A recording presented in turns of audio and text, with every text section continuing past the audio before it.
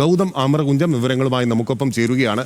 ഗൗതം, കഴിഞ്ഞ 9 ദിവസമായി ആ 2 കന്യാസ്ത്രീകൾ ദുർഗിലെ ജയിലിൽ മറ്റ് തടവുകാർക്കൊപ്പം കഴിയുകയാണ്. നീതി നിഷേധിക്കപ്പെട്ടു എന്ന കാര്യത്തിൽ സംശയമില്ല. കാരണം അത് വിളിച്ചു പറയുന്നത് ഇരയാക്കപ്പെട്ടു എന്ന് ബജ്റംഗ് ദൾ പ്രവർത്തകർ പറയുന്ന പെൺകുട്ടികളാണ്. തങ്ങൾ മതം മാറ്റാൻ കൊണ്ടുപോയതല്ല, നല്ല ജോലി, സുരക്ഷിതമായ സാഹചര്യം ഉറപ്പ് നൽകി കൊണ്ടുപോയത് മാതാപിതാക്കളുടെയും തങ്ങളുടെയും സമ്മതപ്രകാരമാണ് എന്ന് പറയുന്നത് 3 പെൺകുട്ടികളാണ്. ഇന്നിപ്പോൾ ജ്യോതി ശർമ്മയ്ക്കെതിരെ നാരായൺപൂർ പോലീസിൽ അവർ പരാതി നൽകിയിരിക്കുകയാണ്. അവിടുത്തെ പോലീസ് ഒരു FIR പോലും എടുക്കാൻ തയ്യാറായിട്ടില്ല. അതിനിടയിലാണ് ഈ നിർണായകമായ വിധി വരുന്നത്. വിധി അനുകൂലമാകാനുള്ള സാഹചര്യങ്ങൾ എന്തൊക്കെയാണ്, എങ്ങനെ വിലയിരുത്താം ഗൗതം? ബിനിൽ, ഇതിൽ ഏറ്റവും പ്രധാനപ്പെട്ട കാര്യം നമുക്കറിയാം, ഈ സിസ്റ്റർമാർ അറസ്റ്റ് ചെയ്യപ്പെട്ട ദിവസം മുതലുണ്ടായിട്ടുള്ള പ്രതിഷേധങ്ങളിൽ വലിയ പ്രതിരോധത്തിലാണ് കേന്ദ്ര സർക്കാരും BJPയും ഉള്ളത്. നേരത്തെ ചാണ്ടി ഉമ്മൻ നടത്തിയ പ്രസ്താവനയിൽ നിന്ന് തന്നെ തുടങ്ങിയാൽ 2 സ്ഥലത്തും 2 നിലപാട് എന്നത് കോൺഗ്രസിനില്ല എന്ന് ചാണ്ടി ഉമ്മൻ പറയുമ്പോൾ അത് ഉദ്ദേശിക്കുന്നത് BJP തന്നെയാണ്.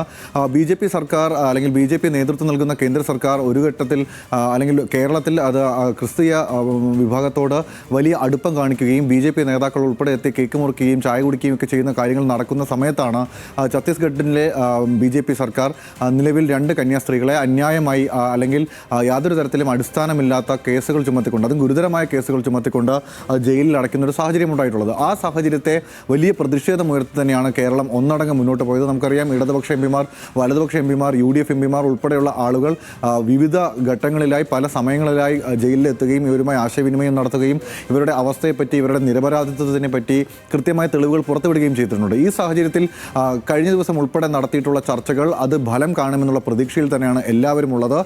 ഇതിൽ ജാമ്യത്തെ എതിർക്കില്ല എന്ന നിലപാടാണ് കഴിഞ്ഞ ദിവസം അമിത്ഷാ ഛത്തീസ്ഗഡ് മുഖ്യമന്ത്രി വിഷ്ണുദേവ് സായുമായി നടത്തിയ ചർച്ചയിൽ എടുത്ത നിലപാട് എന്ന റിപ്പോർട്ടുകളാണ് പുറത്തു വന്നത്. പക്ഷേ കഴിഞ്ഞ ദിവസവും അതുമായി ബന്ധപ്പെട്ടുള്ള ആശയക്കുഴപ്പം അത് പിന്തുണയ്ക്കുന്ന നിലപാട് തന്നെയാണോ, അത് ജാമ്യ ഹർജി തടയാതിരിക്കുന്നതിനുള്ള നിലപാട് തന്നെയാണോ എന്നതിൽ സംശയം ജനിപ്പിക്കുന്ന തരത്തിലുള്ള ഇടപെടലുകൾ ഉണ്ടായതായിട്ടുള്ള റിപ്പോർട്ടുകൾ പുറത്തു വന്നു. എന്നാൽ ആ റിപ്പോർട്ടുകളൊക്കെ മറികടന്നുകൊണ്ട് ഇപ്പോൾ ഏറ്റവും ഒടുവിൽ നമുക്ക് ലഭിക്കുന്ന വിവരമനുസരിച്ച് ഡൽഹിയിൽ നടന്ന ചർച്ചകൾ, പ്രത്യേകിച്ച് അമിത്ഷായുടെയും പ്രധാനമന്ത്രിയുടെയും ഒക്കെ ഒരു ഇടപെടൽ ഉണ്ടായ സാഹചര്യത്തിൽ ജാമ്യം ലഭിക്കാനുള്ള സാധ്യത നിലനിൽക്കുന്നുണ്ട് എന്ന് തന്നെയാണ് ഈ ഘട്ടത്തിൽ വിലയിരുത്താനാവുക.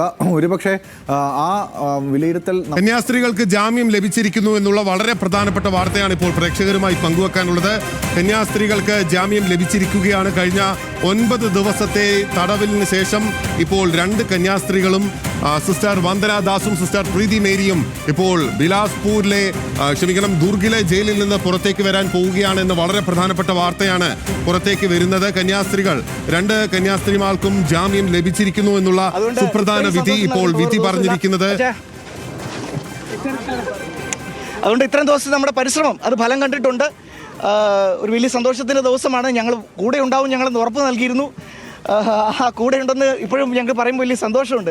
അതുകൊണ്ട് ഞങ്ങളെ സംബന്ധിച്ച് ഇത് എല്ലാ വെല്ലുവിളിയും നേരിട്ടാണ്, ഇത്രയും ദിവസത്തെ ഒരു പ്രതിരോധവും വെല്ലുവിളിയും നിങ്ങളെല്ലാം കണ്ടതാണ്. അതെല്ലാം നേരിട്ടിട്ടാണ് ഞങ്ങൾ ഇവിടം വരെ എത്തിയത്. അതുകൊണ്ട് ഞങ്ങളെ സംബന്ധിച്ച് ഒരു വലിയൊരു വിജയമാണ്. സന്തോഷം. എല്ലാവരുടെ സഹകരണത്തിന് നന്ദി, എല്ലാ രാഷ്ട്രീയ പാർട്ടികളുടെ സഹകരണത്തിന് നന്ദി, പ്രാർത്ഥിച്ചവർക്ക് നന്ദി, എല്ലാവർക്കും നന്ദി, എല്ലാ മാധ്യമപ്രവർത്തകർക്ക് നന്ദി, പോലീസുകാർക്ക് നന്ദി, എല്ലാവർക്കും ഒറ്റവാക്കി നന്ദി പറയും. എല്ലാവരും ആഗ്രഹിച്ച, കാരണം നമ്മളെല്ലാവരും ഈ നിമിഷത്തിന് വേണ്ടിയിട്ടാണ് കാത്തുനിന്നത്.